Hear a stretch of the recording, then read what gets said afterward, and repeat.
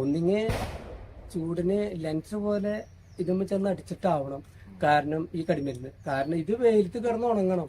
പെട്ടെന്ന് ഒരു 5 മീറ്റർ അകലെ എന്നൊരടി ഇതെന്തേ ഞാൻ മറിയുമ്പോഴേക്കും ഞാൻ ഇട്ട തീരൊക്കെ കത്തി. പിന്നെ എനിക്ക് മനസ്സിലാക്കി. നമസ്കാരം.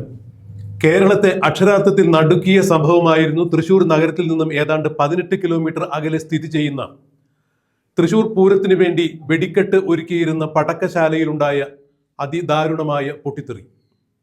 ഈ ദാരുണമായ പൊട്ടിത്തെറി നടക്കുന്നതിന് കുറച്ച് സമയം മുൻപ്, അതായത് 1 മണിക്കൂർ സമയം മുൻപാണ് മലയാളത്തിലെ ചില പ്രമുഖ മാധ്യമങ്ങൾ ആ പടക്കപ്പുരയിലേക്ക് അഭിമുഖം എടുക്കുന്നതിന് വേണ്ടി എത്തിയിട്ടുണ്ടായിരുന്നു എന്നുള്ള വാർത്തകളാണ് പുറത്തുവരുന്നത്.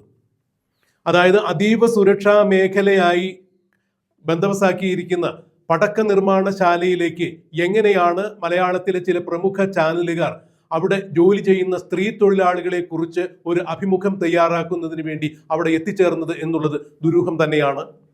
അതായത് തീ പിടിക്കാൻ വളരെ സാധ്യതയുള്ള ഹൈലി എക്സ്പ്ലോസീവ് ആയിട്ടുള്ള വെടിമരുന്നുകൾ കൈകാര്യം ചെയ്യുന്ന കരിമരുന്നുകൾ കൈകാര്യം ചെയ്യുന്ന ഈ പടക്കപ്പുരയിലേക്ക് എങ്ങനെയാണ് ഇലക്ട്രോണിക് സാമഗ്രികളുമായി സ്പാർക്കിങ്ങിലൂടെ തീ പിടിക്കാൻ സാധ്യതയുള്ള, അല്ലെങ്കിൽ ഉപയോഗത്തിലൂടെ ഏതെങ്കിലും തരത്തിൽ സ്പാർക്കിംഗ് ഉണ്ടായിക്കഴിഞ്ഞാൽ തീ പിടിക്കാൻ വലിയ സാധ്യതകളുള്ള ഇലക്ട്രോണിക് യന്ത്രങ്ങളുമായി എങ്ങനെയാണ് ക്യാമറ യൂണിറ്റുകൾ ഈ പടക്കപ്പുരയിലെത്തിയത്? അല്ല എന്നുണ്ടെങ്കിൽ മൊബൈൽ ഫോൺ അടക്കമുള്ള ഉപകരണങ്ങളുമായി എങ്ങനെയാണ് മാധ്യമങ്ങൾ ഈ പടക്കപ്പുരയിലെത്തിയത്? ആരുടെ അനുമതിയോട് കൂടി തന്നെയാണ് എന്നുള്ളത് അന്വേഷിക്കപ്പെടേണ്ടത് തന്നെയാണ്.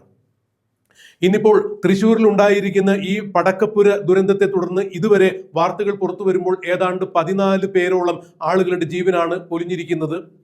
7ഓളം പേർ അതീവ ഗുരുതരാവസ്ഥയിൽ ആശുപത്രിയിൽ കഴിയുന്നു. ഇതിൽ 5 പേരുടെ നില അതീവ ഗുരുതരം തന്നെയാണ് എന്ന് പറയുമ്പോൾ മരണസംഖ്യ ഇനിയും ഉയരാനാണ് സാധ്യത എന്നുള്ള വിവരങ്ങൾ പുറത്തു വരുന്നു. കേരളം അക്ഷരാർത്ഥത്തിൽ നടുങ്ങി തരിച്ചു നിൽക്കുന്ന കാഴ്ചയാണ് കഴിയുന്നത്.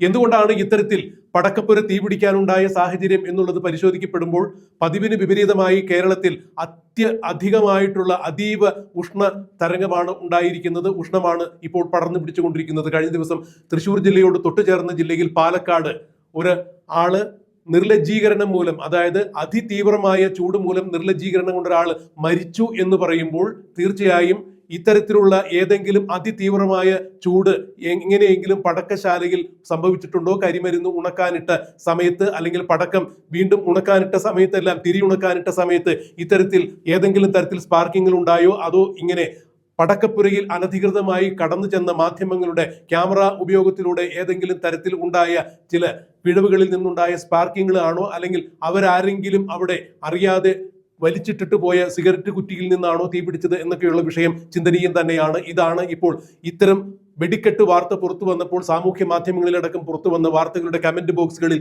നിറയുന്ന അഭിപ്രായ പ്രകടനങ്ങൾ. എന്തായാലും വെടിക്കെട്ടിനെ കുറിച്ച് അന്വേഷിക്കുമ്പോൾ ഇത്തരം മാധ്യമങ്ങളുടെ കടന്നുകയറ്റത്തെക്കുറിച്ചും ഈ അന്വേഷണ പരിധിയിൽ കൊണ്ടുവരേണ്ടത് തന്നെയാണ് എന്നാണ് ഇപ്പോൾ കമന്റ് ബോക്സുകളിൽ നിറയുന്ന അഭിപ്രായങ്ങൾ. ഒരു കാരണവശാലും ഇത്തരം അപകടങ്ങൾ ഇനി ഉണ്ടാകാതിരിക്കണം. ഇത് കേരളത്തെ സംബന്ധിച്ചിടത്തോളം എത്രാമത്തെ വെടിക്കെട്ട് ദുരന്തമാണ് എന്നുള്ളതാണ് കണ്ടറിയേണ്ടത്. കേരളത്തെ നടുക്കിയ സമീപകാലത്തുണ്ടായ ഏറ്റവും വലിയ വെടിക്കെട്ട് ദുരന്തം പുറ്റിങ്ങിലാണ്. ഏതാണ്ട് 114 പേരാണ് അന്ന് വെടിക്കെട്ട് ദുരന്തത്തിൽ ജീവൻ പൊലിഞ്ഞത്. കിലോമീറ്ററുകൾ അകലിൽ നിന്നാണ് മനുഷ്യരുടെ ശവശരീരങ്ങൾ, അതായത് മൃതശരീരത്തിന്റെ ഭാഗങ്ങൾ ചാക്കിൽ വലിച്ചു കൂട്ടിക്കൊണ്ടുപോയത്. ഇത് തന്നെയാണ് ഇന്നലെ തൃശ്ശൂരിലും ഉണ്ടായത്.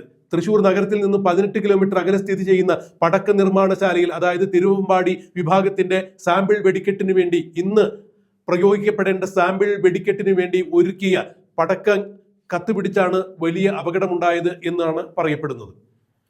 വെടിക്കെട്ട് അപകടം നടക്കുമ്പോൾ ഏതാണ്ട് 40ഓളം പേരാണ് വെടിക്കെട്ട് ശാലയിൽ, അതായത് 2-3 ഷെഡുകളിലായി പണിക്കുണ്ടായിരുന്നത് എന്നാണ് അതിൽ നിന്നും അത്ഭുതകരമായി രക്ഷപ്പെട്ട വിൽസൺ ചേട്ടൻ പറയുന്നത്.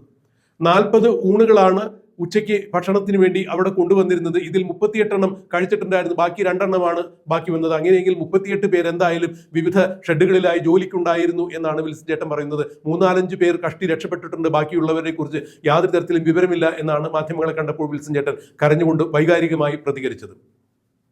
എന്നാൽ ഏതാണ്ട് 50 വർഷക്കാലമായി ഇവിടെ ഈ പടക്ക നിർമ്മാണശാല പ്രവർത്തിക്കുന്നു. ഇതുവരെയും ഒരു തീപ്പരി പോലും അവിടെ നിന്ന് ഉയർന്നിട്ടില്ല, ഒരു അപകടം പോലും ഉണ്ടായിട്ടില്ല എന്ന് പറയുമ്പോൾ ഇതിൽ ഏതെങ്കിലും തരത്തിലുള്ള അട്ടിമറികൾ സംശയിക്കപ്പെടേണ്ടതുണ്ട് എന്ന് തന്നെയാണ് പല മാധ്യമങ്ങൾ ഉൾപ്പെടെയുള്ള മാധ്യമങ്ങളിൽ വരുന്ന വാർത്തകളിൽ നിന്ന് മനസ്സിലാക്കാൻ കഴിയുന്നത്.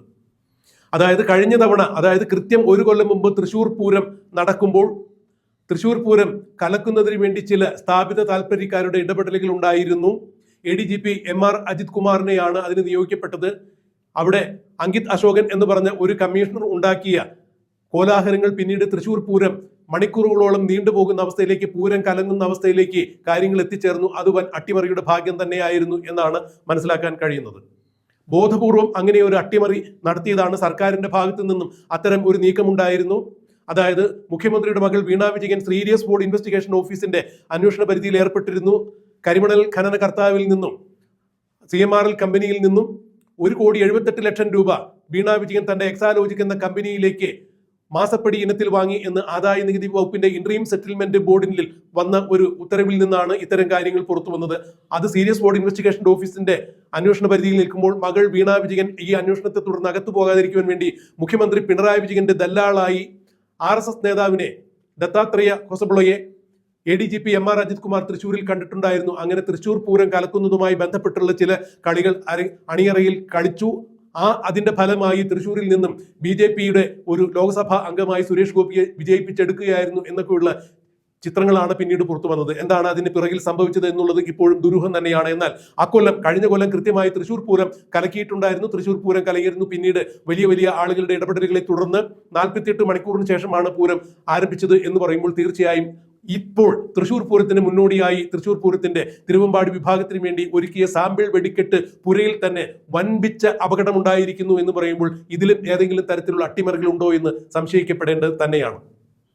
ഇതാണ് ഇപ്പോൾ എല്ലാ മാധ്യമങ്ങളിലും വരുന്ന വാർത്തകൾ. എന്തായാലും ഒരു കാര്യം വളരെ ചിന്തനീയം തന്നെയാണ്. കേരളത്തിൽ ഇത് ഏതാണ്ട് ഈ സമീപകാലത്തുണ്ടായ 10ഓളം വെടിക്കെട്ട് അപകടങ്ങളിൽ 100 കണക്കിന് ആളുകൾക്കാണ് ജീവൻ പൊലിഞ്ഞിരിക്കുന്നത്. 100 കണക്കിന് കുടുംബങ്ങളുടെ അത്താണിയാണ്, ആശ്രയമാണ് ഇല്ലാതായിരിക്കുന്നത്. അതുകൊണ്ട് ഇനിയും ഇത്തരത്തിലുള്ള വെടിമരുന്ന് ശാലകൾ പ്രവർത്തിക്കേണ്ടതുണ്ടോ എന്ന് തന്നെയാണ് പരിശോധിക്കപ്പെടേണ്ടത്. നിയമാനുസൃതമായ വെടിമരുന്ന് തന്നെയാണോ, അതിന്റെ കൃത്യമായ അളവിലാണോ ഈ പടക്കപ്പുരയിൽ ഉണ്ടായിരുന്നത്?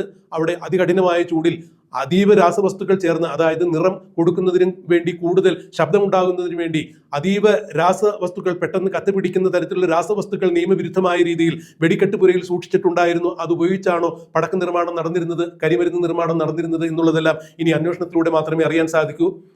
തൃശ്ശൂർ നഗരത്തിൽ നിന്നും 18 കിലോമീറ്റർ അകലെ സ്ഥിതി ചെയ്തിരുന്ന ഈ വെടിക്കെട്ട് ശാലയിൽ നിന്നും അപകടത്തിന് ശേഷം ചിന്നിത്തെറിച്ച മൃതദേഹങ്ങളുടെ അവശിഷ്ടങ്ങൾ ഏതാണ്ട് 1 കിലോമീറ്റർ ദൂരപരിധിയിലേക്ക് വരെ പോയിരുന്നു, അവിടെ പോയി വീണിരുന്നു. ഇപ്പോൾ കടാവർ നായകളുടെ അടക്കമുള്ള പരിശോധന നടന്നുകൊണ്ടിരിക്കുന്നു എന്ന് പറയുമ്പോൾ കേരളത്തിൽ ഇനിയും ഇത്തരത്തിലുള്ള ഒരു ദുരന്തം ഉണ്ടാകാതിരിക്കുന്നതിന് വേണ്ടി വേണ്ടപ്പെട്ട അധികൃതരുടെ ഭാഗത്തു നിന്ന് കൃത്യമായ ഇടപെടലുകൾ ഉണ്ടാകണം എന്ന് ഓരോ അപകടങ്ങൾ കഴിയുമ്പോഴും മാധ്യമങ്ങൾ അടക്കമുള്ള ആളുകൾ ഇങ്ങനെ ഘോരഘോരം വാർത്തകൾ പ്രക്ഷേപണം ചെയ്യും എന്നല്ലാതെ അതിനെ തുടർന്ന് യാതൊരു തരത്തിലുള്ള തീരുമാനങ്ങൾ ഉണ്ടാകുന്നില്ല, നിയമപരമായ നടപടികൾ കൈക്കൊള്ളാനാവുന്നില്ല എന്നുള്ളതും എടുത്തു പറയേണ്ട വസ്തുത തന്നെയാണ്. എന്തായാലും കരിമരുന്നും ഉപേക്ഷിച്ചുകൊണ്ട് ഉത്സവങ്ങൾ കൊണ്ടാടാൻ സാധിക്കണം എന്ന കേരളത്തിന്റെ പരമാചാര്യനായ ശ്രീനാരായണ ഗുരുദേവൻ പറഞ്ഞ വാക്കുകൾ ഉദ്ധരിച്ചുകൊണ്ട് തന്നെ ഈ വാർത്തകൾ ഇവിടെ പര്യവസാനിപ്പിക്കട്ടെ. അതായത് ഇനിയും കേരളത്തിലെ ഉത്സവ പറമ്പുകളിൽ ഇത്തരത്തിലുള്ള ദുരന്തങ്ങൾ ഇല്ലാതിരിക്കുന്നതിന് വേണ്ടി കരിമരുന്നും ഉപേക്ഷിച്ചുകൊണ്ടുള്ള ആചാരങ്ങൾ നടപ്പാക്കുവാൻ ശ്രമിക്കാൻ പറ്റുമോ എന്നുള്ള കാര്യങ്ങൾ ഓരോരോ ആരാധനാലയങ്ങളുമായി ബന്ധപ്പെട്ട ആളുകൾ പരിശോധിക്കേണ്ടതാണ്, ആലോചിക്കേണ്ടതാണ്. സർക്കാരും ഇത്തരത്തിൽ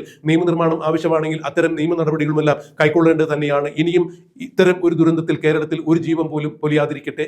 തൃശ്ശൂർ വെടിക്കെട്ട് അപകടത്തിൽ മരണമടഞ്ഞ എല്ലാ ആളുകൾക്കും ക്രൈം ഓൺലൈൻ്റെ ആദരാഞ്ജലികൾ അർപ്പിക്കുന്നു. ഇനിയും ആശുപത്രിയിൽ പരിക്കേറ്റ് കഴിയുന്നവർ എത്രയും വേഗം സുഖം പ്രാപിക്കട്ടെ എന്ന് പ്രാർത്ഥിക്കുന്നു. അതിനായി എല്ലാ ജനങ്ങളും ഒത്തൊരുമയോടുകൂടി പ്രവർത്തിക്കണം. ക്രൈമിൻ്റെതായുള്ള എല്ലാ സഹായ സഹകരണങ്ങളും ഈ തരുണത്തിൽ വാഗ്ദാനം ചെയ്യുവാനായി ക്രൈമിന്റെ ചീഫ് എഡിറ്റർ ഞങ്ങളോട് പറഞ്ഞിട്ടുണ്ട്. അത് ക്രൈമിന്റെ ഭാഗത്തു നിന്നും ഉണ്ടാകും. എന്തായാലും പരിക്കേറ്റവർ വീണ്ടും ജീവിതത്തിലേക്ക് പെട്ടെന്ന് തന്നെ തിരിച്ചു വരട്ടെ എന്ന് ആശംസിക്കുന്നു.